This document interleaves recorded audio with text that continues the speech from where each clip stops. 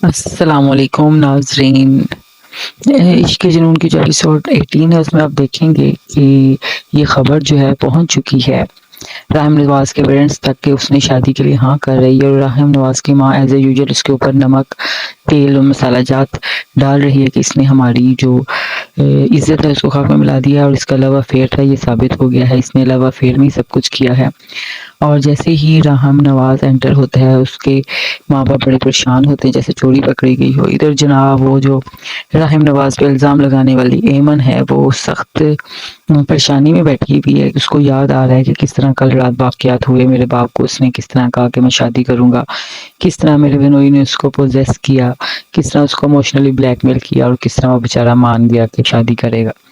ادھر سے وہ دوبارہ سے بات کرنے کے لیے اس کے باپ کے پاس آتا ہے، اس کا باپ جناب کسی صورت بھی ماننے کو تیار نہیں ہے، اس کا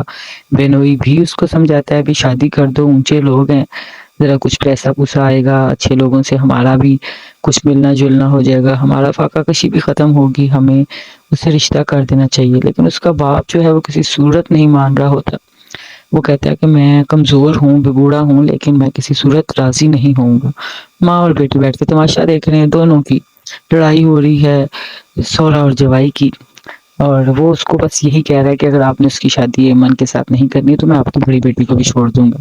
اور میں آپ کا گھر ہمیشہ کے لیے چھوڑ کے جا رہا ہوں، اپنی بیٹیوں کو اپنے پاس بٹھا کے رکھ۔ اتنی دیر میں دروازہ کھولا ہے تو راہم علی نواز آ گیا، وہ کہتا ہے بھی میں شادی کی بات کرنے کے لیے آیا ہوں۔ باپ اس کو بہت ہی برے طریقے سے ذلیل و خوار کر کے گھر سے نکالنے کے لیے کہتا ہے۔ اتنی دیر میں جو ہے وہ ایمن ہیروئن بنتی ہوئی تشریف لاتی ہے، نہیں میں اس سے شادی کروں گی، وہ ایموشنلی بلیک میل ہو گئی ہے، وہ بہت ہی خیال کر رہی ہے اپنی بڑی بہن کا، اگر اس نے اس کی شادی اس سے نہ کی تو اس کی بڑی بہن کا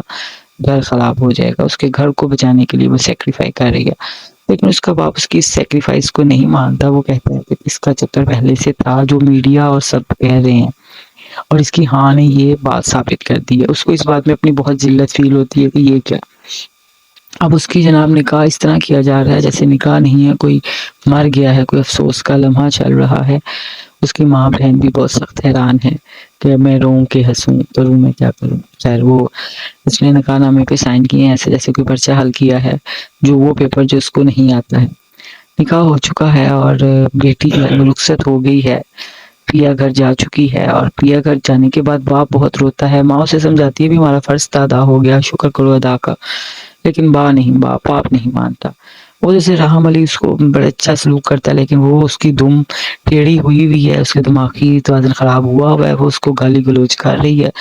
تم خراب، تمہارا زمین سے پاؤں سے اوپر تک تم 2 نمبر، تم فراڈی ہے، تم فلانا۔ شادی تو اس نے کر لی ہے لیکن اس کو اپنی پرانی منگیتر یاد آ رہی ہے، منگنی یاد آ رہی ہے، وہ بہت سیڈ ہے، اس کی تصویریں دیکھتا ہے روتا ہے۔ ادھر جناب ایمن رات کو ایک دم اٹھتی ہے، اسے خواب میں آتا ہے بھی پتہ نہیں کیا ہو رہا ہے، اس کا سانس رک رہا ہے۔ ادھر ماں اور بیٹیاں، اب جو بنوئی صاحب ہے یہ نیا ایک لچ تل رہا ہے جی، باہر لوگ باتیں کر رہے ہیں کہ اس کی شادی وہ کرنا چاہتی تھی اور اس نے پلان کر کے شادی کی ہے۔ ادھر وہ راہم علی نواز کو جناب بہت ہی برا بھلا کہہ رہی ہوتی ہے کہ تم ایک بزدل انسان ہو، تم اپنی عیاشی کے لیے مجھے نکاح کر کے چھپا کے رکھا ہوا ہے، اگر تم بہادر انسان ہوتے، واقعی میری عزت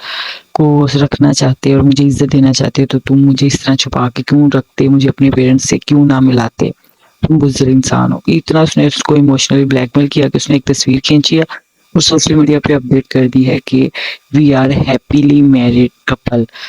تو وہ اس کو کہتا ہے کہ ٹھیک ہے۔ یہ دیکھ کے ایمن بہت حیران ہوتی ہے، اب وہ اس کی حیرانی اگلی کس تانے تک ہے، اس کے بعد اس کی حیرانی بالکل ختم ہو جائے گی، وہ پھر کوئی نیا لچ اور تلنے لگ جائے،